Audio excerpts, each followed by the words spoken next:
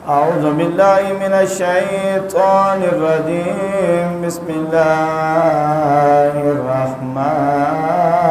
الرحيم. قل هو الله أحد الله الصمد لم يلد ولم يولد ولم يكن له كفوا أحد. آمنت بالله صدق الله مولانا العظيم وصدق رسوله النبي الكريم الأمين الرؤوف الرحيم. اللہ جل شانہ و عظیم برہانہ کی بے حد حمد و ثنا. آباب ذوقار اللہ رب العزت کی بنائی ہوئی مخلوق میں جو انسان ہیں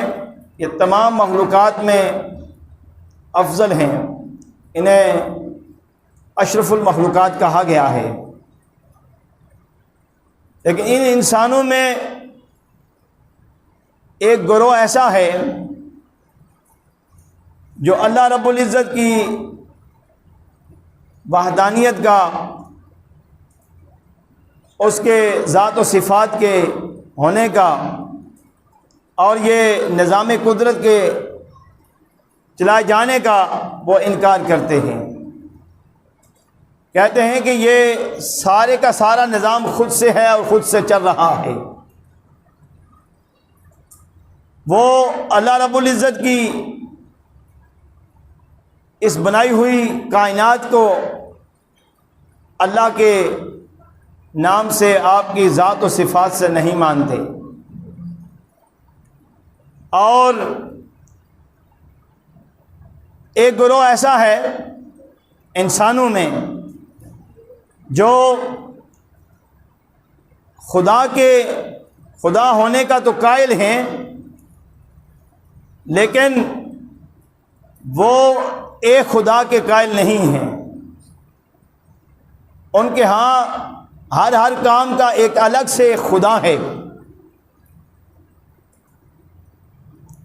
جبکہ اس روئے زمین کا، اس کائنات کا نظام کا چلانے والا وحدہ لا شریک ہمارا خالق اور مالک اللہ ہے، جس پر مسلمان کا عقیدہ ہے. مسلمان اللہ کو اللہ مانتے ہیں،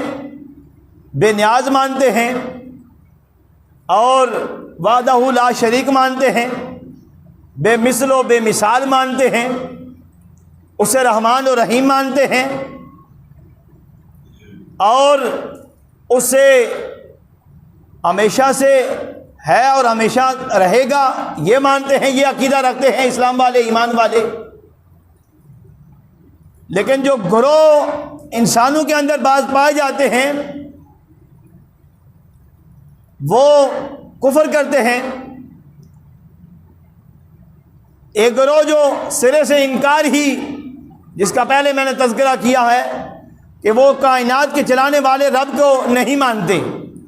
وہ خود سے اس نظام کو چلانے کا کہتے ہیں یہ خود سے ہے، خود سے چل رہا ہے اور یہ قیامت تک یہ سلسلہ خود سے چلتا رہے گا. دوسرا گروہ ایسا ہے جو کوئی خدا کو مانتا ہے لیکن ہر کام کے لیے الگ سے خدا مانتا ہے. اور وہ کیا کرتے ہیں کہ وہ کبھی خود اپنے ہاتھوں کے بنائے ہوئے خداؤں کو ان کی پوجا کرتے ہیں، یعنی کہ پتھر ہیں تو ان کے سامنے سجدہ کرتے ہیں اور شجر و حجر اس کے سامنے کھڑے ہو جاتے ہیں اور آگ جلا کر اس کے سامنے بھی اس کی پوجا شروع کر دیتے ہیں. یہ انسانوں کی بات کر رہا ہوں، جس انسان کو میرے رب نے تمام مخلوق میں اشرف المخلوقات کہا ہے. تو یہ انسان، اس کے اندر گروہ کیا ہے کہ وہ ایک خدا کے ماننے کے بجائے بہت سارے خداؤں کو خدا مان بیٹھے ہیں. کبھی آگ کو جلا کر اس کے سامنے سجدہ کرنا، اس کی پوجا کرنا، کبھی کسی پتھر کے سامنے کھڑے ہو جانا، کبھی کسی درخت کے سامنے کھڑا ہو جانا، اور جب صبح سورج نکلے تو اس کی پوجا شروع کر دے، شام غروب آفتاب کے بعد چاند کا ظاہر ہونا اس کے سامنے، اس کی پوجا شروع کر دینا۔ تو یہ انسان کے اندر کمزوریاں ہیں جو حضور صالح مآب صلی اللہ تعالی وسلم کے زمانے سے پہلے بھی یہ انسان اس جہالت کے اندر مبتلا تھے۔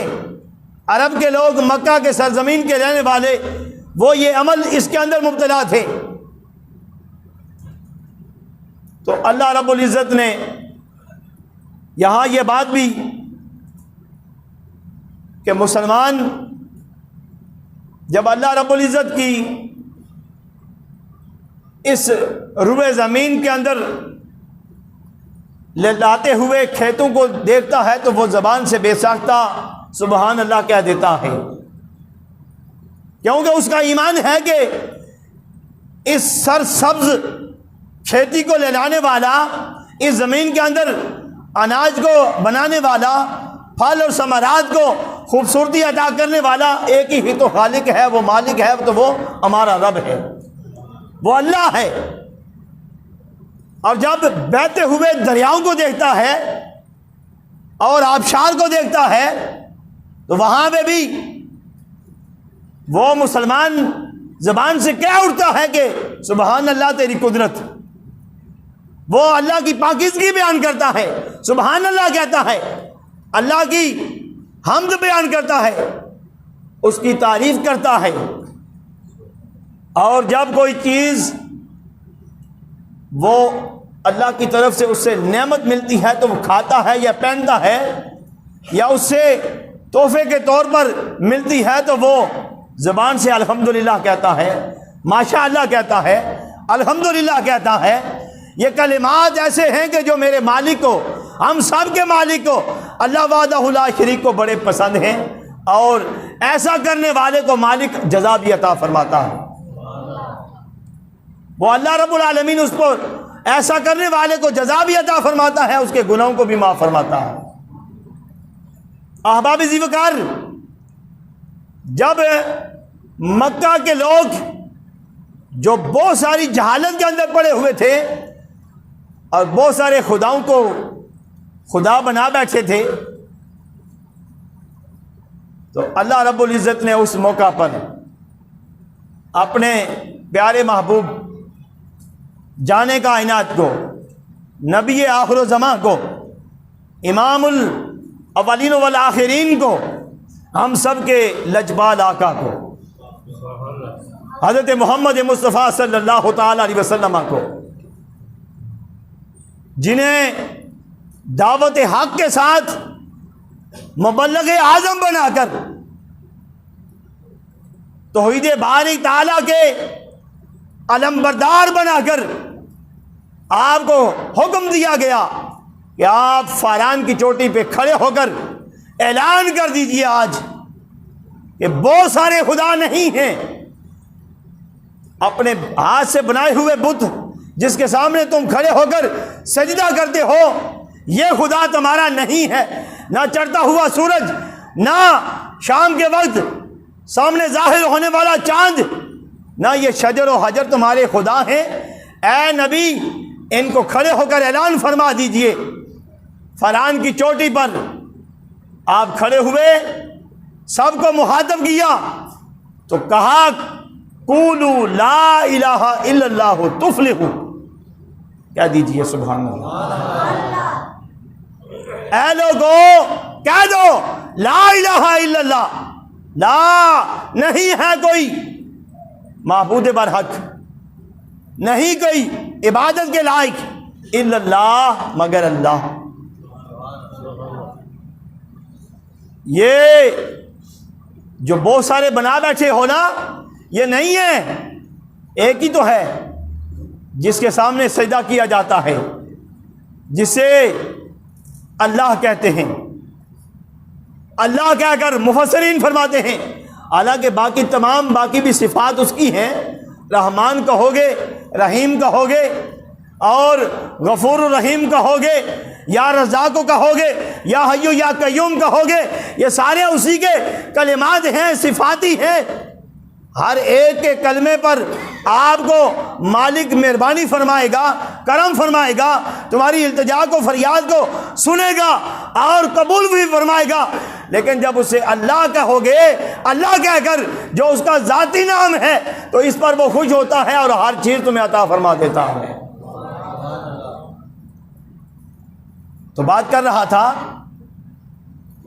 رسول کریم صلی اللہ تعالی وسلم نے فاران کی چوٹی پر کھڑے ہو کر کہا نا، قولوا لا الہ الا اللہ تفلحوا،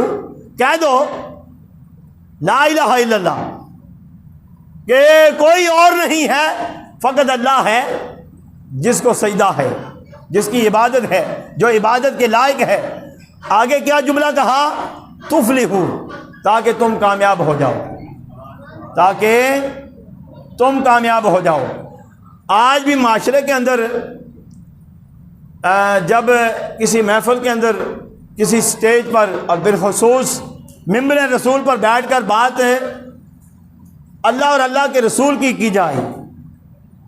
میں اور میرے منصب کے تمام اہل سنت کے تمام خطباء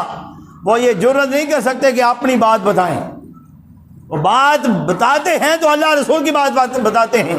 بات کرتے ہیں تو اللہ رسول کی بات کرتے ہیں۔ تو جب بات کی جائے کہ رسول اللہ صلی اللہ تعالی وسلم نے بے نمازی کی مذمت کی ہے، مذمت کو بیان کیا ہے، شرابی کی مذمت کو بیان کیا ہے، ناچنے والیوں کی مذمت کو بیان کیا ہے، اور معاشرے کے اندر قتل و غارت کرنے والوں کی مذمت کو بیان کیا ہے، خون ریزی کرنے والوں کی مذمت کو بیان کیا ہے،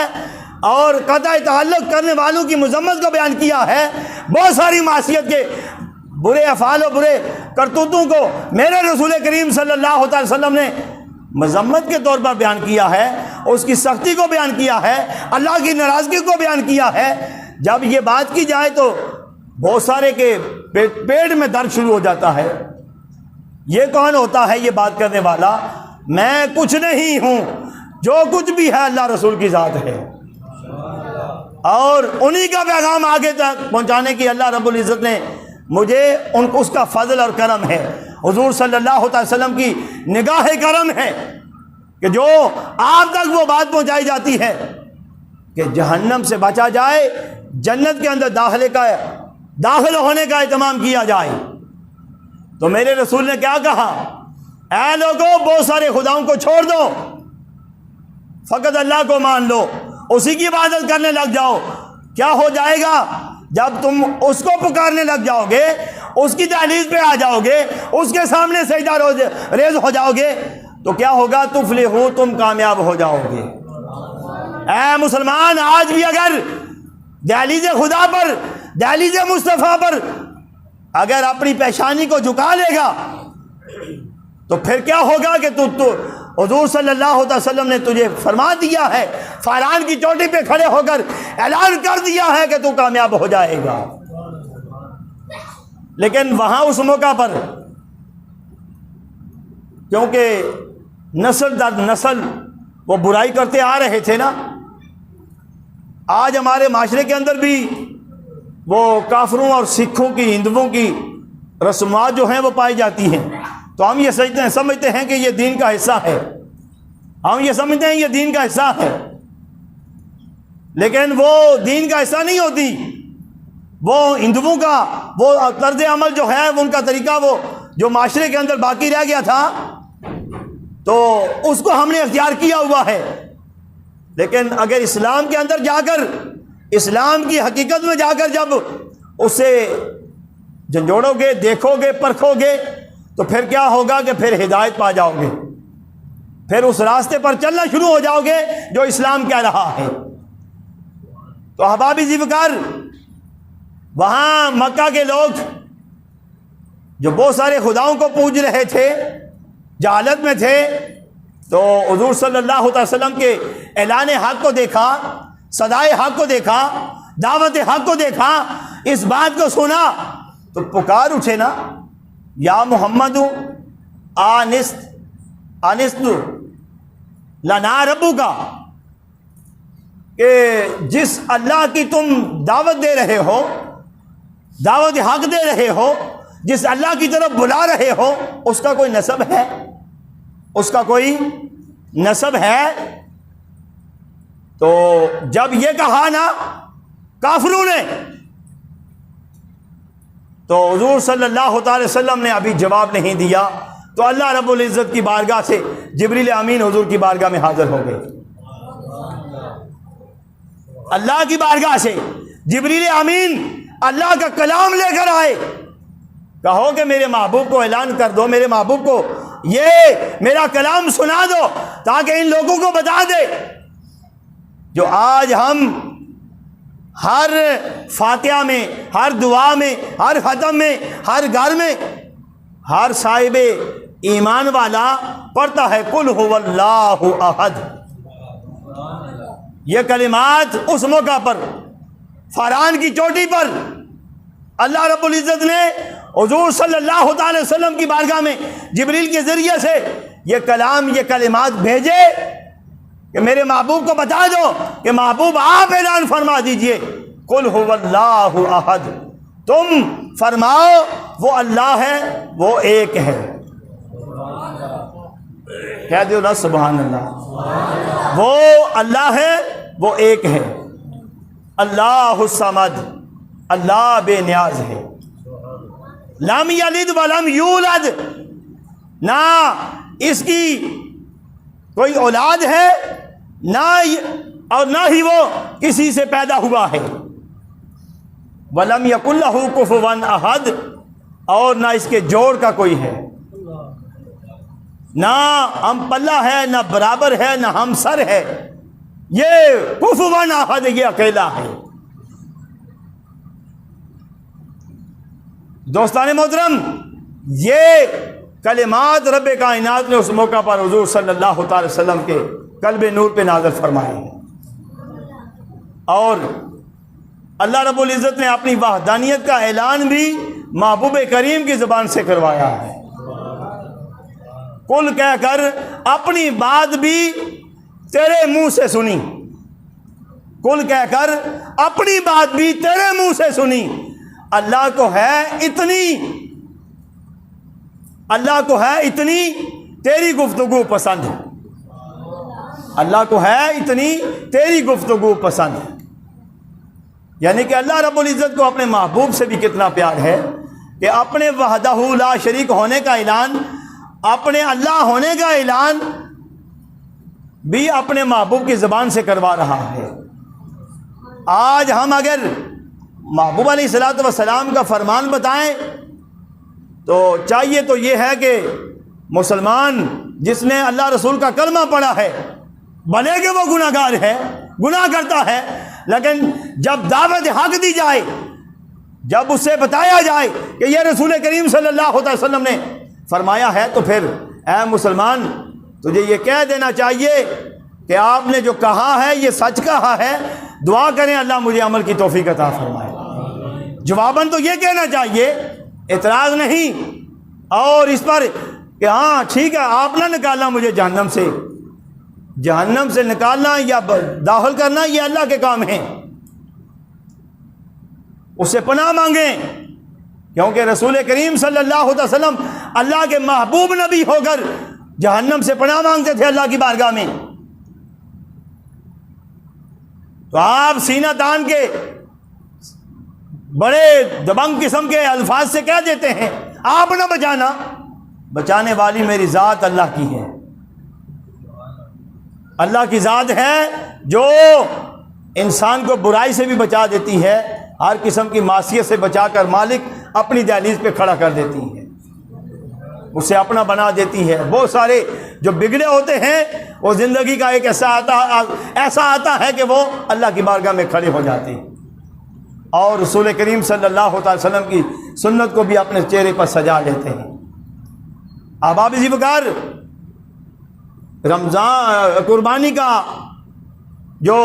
مہینہ آنے والا ہے، اور اس میں بہت سارے ارادہ بنا رہے ہوں گے کہ ہم قربانی کریں گے، اللہ سب کو توفیق عطا فرمائے۔ تو اس میں آخر میں یہ بات بھی کہنا چاہوں گا کہ بعض لوگ جب چاند نکل آتا ہے تو پھر مسئلہ پوچھتے ہیں، تو کیونکہ شاید اگلے جمعہ سے پہلے عید الاضحیٰ کا چاند یا اس دن چاند نظر آ جائے، تو یہ مسئلہ پہلے بتا دوں کہ جس نے قربانی کرنے کا ارادہ بنا رکھا ہے یا بنائے گا تو وہ اس کے لیے مستحب ہے، یہ فرض واجب نہیں ہے، مستحب ہے۔ ثواب زیادہ کمانا چاہے، اللہ کی رضا زیادہ حاصل کرنا چاہے تو وہ عید الاضحیٰ کے چاند نظر آنے سے پہلے، عید الاضحیٰ کے چاند نظر آنے سے پہلے